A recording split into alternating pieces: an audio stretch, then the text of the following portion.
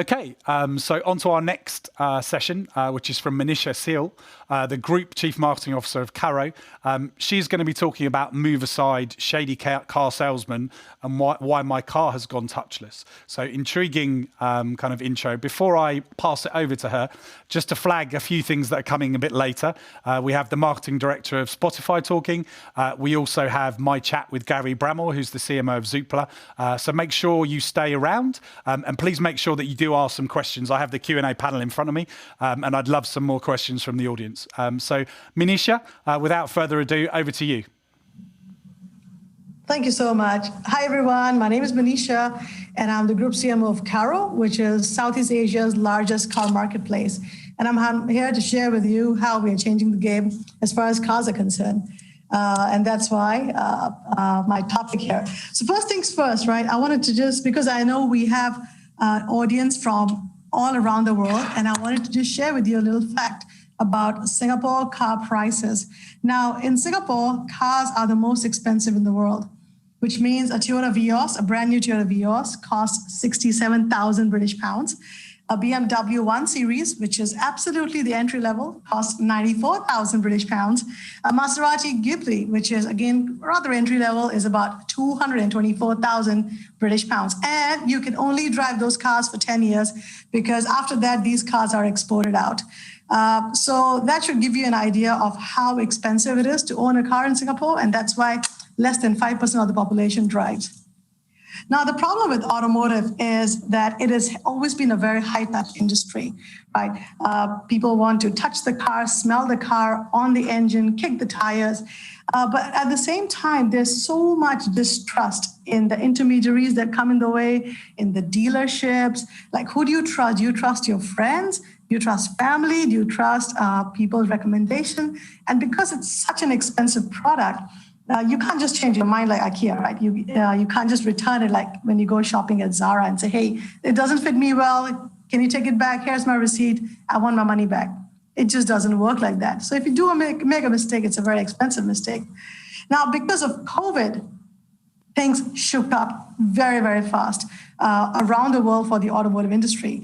Now, one of the big challenges that happened was that showrooms were closed across the world, and there were no test drives also allowed. So imagine this, right? The customer experience that we've been used to from our parents' era is you go to a car showroom and then you start by test driving the car. And there will be a salesman who's going to sit next to you and really go through the journey with you and probably take a couple of rounds together.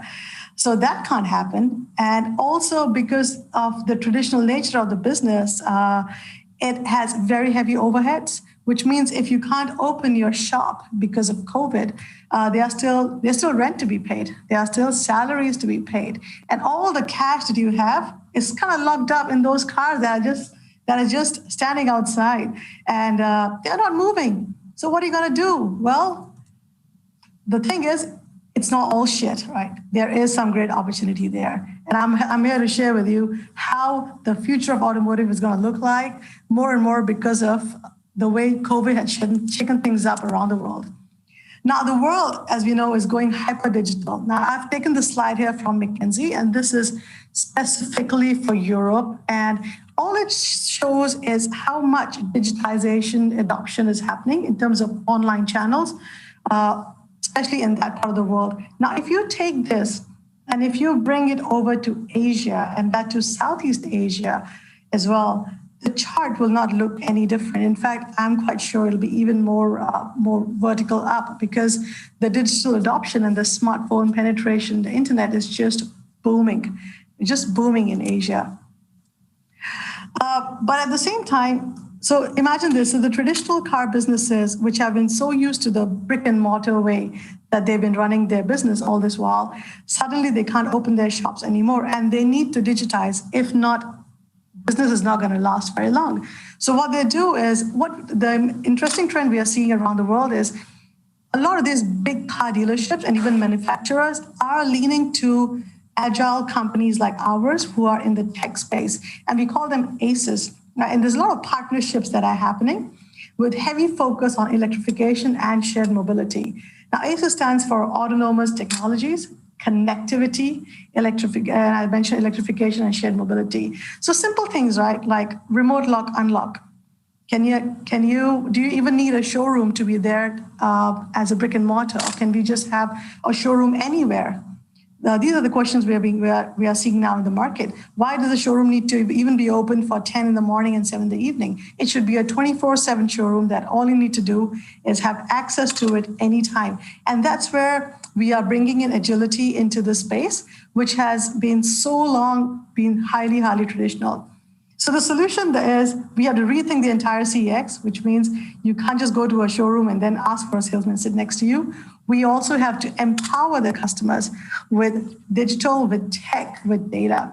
So there comes in the new solution, which is, hey, you can now buy a used car without ever physically meeting a person, which is kind of a big deal, at least in this part of the world.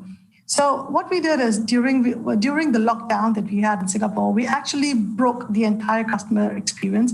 And we said, we're going to make it end-to-end totally online. So you browse the cars, all the cars online, and every car has gone through a 150 inspection check, which means every car has its own sort of a health report. So you can see what was fixed. And mind you, these are used cars. These are not brand new cars.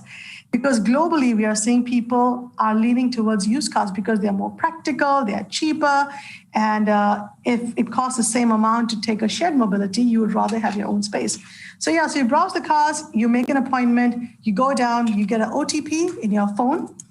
And if you do want to, and you can unlock the car, you can still kick the tires. So it's a bit of a hybrid, somewhere in between, of having the human touch, contactless, but at the same time, the ability for customers to interact with the car. Now, if your credit rating is great, you can technically just drive the car away. You don't even need to worry about anything. You can just turn it on and drive it away. And we changed the entire proposition, which I have a slide for later. Of course, we always sanitize the cars. So we rethought the entire, not only the experience of discovery all the way to interacting with the car, but also the value proposition. We actually offer our customers 3 days test drive instead of the usual 1 day or a few hour test drive that you can probably take, or even shorter than that. We provided a health report for every car, and we offered something called a 30-day wear and tear guarantee, which is, again, the first of its kind for used car category. Plus, we allow customers to buy it online and also view it at any time, 24/7, any time of the day or night. You want to see it, go down and see it, absolutely contactless. And lastly, in order to bring in the whole e-commerce play, we went to partner with the huge e-commerce players in this part of the world, in Southeast Asia. So we partnered with Tokopedia in Indonesia that has over 100 million monthly active users, and with Shopee, 200 over million app downloads. So net, the result is we've had 5x revenue growth year on year because of you totally going digital, record revenues, and also we've been profitable for the past 3 quarters. So yeah. Car salesman, move aside. Our cars have gone totally contactless. Thank you. Thank you, Manisha. Great presentation, and a lot of food for thought there. Do you see, like in the whole of the automotive industry, do you see like the new car sales? Do you see them starting to divest in dealerships? I mean, a lot in the UK and Europe started to create kind of places in retail outlets to sell their cars, to put it in a different position. But I haven't seen many divesting in dealerships. But do you think that's coming in the next few years? It's possible. It's absolutely possible, because we do see that happening, because more and more people would rather have access to cars locally within their vicinity. And I mean, Asia is so large, and people would rather, you're not able to travel either. So if you could take a plane last time, now you'd rather have a car, and then you just go for a long drive. Right. But you want that car to be available in your neighborhood. So definitely that's the right strategy. And if more is done digitally, I mean, you showed some good examples. What do marketeers need to think about the type of information they provide in order to help the decision of their purchase process? So we need to empower the customers with as much information online as possible. So when they do come down to view the car, because they will, right? Let's just face it, they will. They feel that they have every possible question answered in the most simplest way possible. So they feel empowered to take the car. And that's why I mentioned 3-day test drive or money back. We need to take such risks Yeah. Otherwise, customers are going to come back. No, I think it's great customer experience innovation. Well, look, we have to move on, but delighted to have you tune in from Asia for us. So lovely to see you.